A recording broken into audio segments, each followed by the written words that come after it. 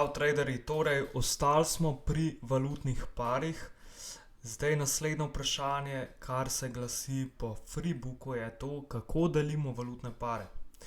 Zdaj delimo jih na 3 različne predalčke, glavne, manjše in eksotične valutne pare.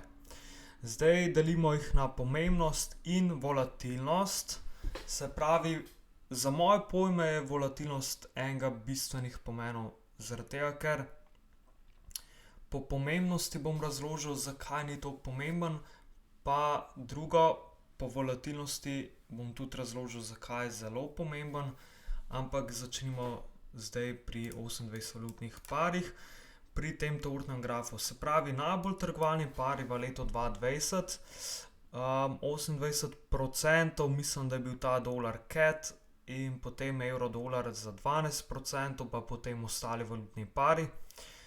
Ok, zdaj to je razvrščen po volatilnosti valutnih parov. Recimo, ti bom čisto tako zastavil vprašanje, kaj bi se zgodilo, če bi vedel, da mogoče bo to leto najbolj volatilen par funt proti dolarju. To pomeni, da ga boš zelo trgoval, ali da ga ne boš skoraj nič trgoval, ali da ga boš malo pogledal, malo ne, ali da ga boš imel rad za en mesec, pa mogoče naslednji mesec ne, ali da ga boš v bistvu za večno trgoval. Oziroma, kaj misliš, da je pravi odgovor? Zdaj, večinoma traderjev tega ne ve, oziroma fejla na dolgi rok. Zato, ker volatilnost valutnih parov ni sorazmerna s tvojim trgovanjem, z uspešnostjo tvojega trgovanja. Volatilnost ti pove samo informacijo, da tam je več denarja v obtoku, ampak to še ne pomeni, da je kaj več priložnosti, oziroma da so boljše priložnosti kakor pri manj volatilnih parih. To moraš zelo paziti, zaradi tega, ker dosti trgovalcev se tukaj ujame. In na koncu meni par postane všeč in tega trgujejo v neskončnost, dokler ne izgubijo računa. Zdaj, to je en kratek povzetek, zakaj ne moreš enega para gledati kot na samo pomembnost. Kakor da hočem ti povedati, da veliko trgovalcev si narobe razume pomembnost para. Zakaj?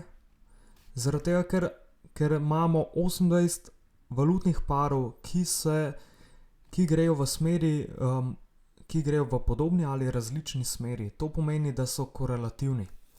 Zdaj več o korelaciji tudi v naslednjem videu, ampak če gremo na hitro skozi valutne pare, imamo glavne valutne pare, manjše valutne pare in eksotične valutne pare.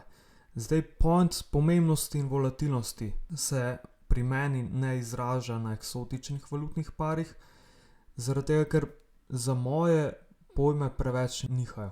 In zaradi tega se bolj držim manjših valutnih parov in pa glavnih valutnih parov. Ampak kar se tiče pomembnosti, tudi ne moremo reči, da zdaj bomo pa trgovali samo glavne valutne pare in te so najbolj pomembni. Ne.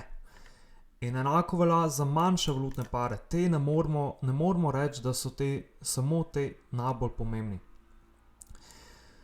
Zdaj, zakaj jaz trgujem glavne in manjše valutne pare, je zaradi tega, ker je najlažje oceniti korelativnost parov. In tudi najlažje poiskati vsak dan priložnost na trgu. Dovolj je parov, da ocenimo najbolj čist trend izmed vseh teh parov, to je prvo kot prvo. Drugo kot drugo je pa to, da ugotovimo korelativnost.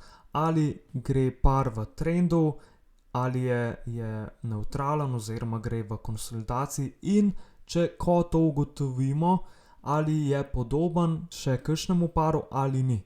In te primerjamo. In tako mi ugotovimo čistost trenda oziroma še dodatno potrditev, kako nam lahko nek par nekaj pomeni oziroma nam daje pomembnost, in pa tako lahko ocenimo, kakšna je volatilnost.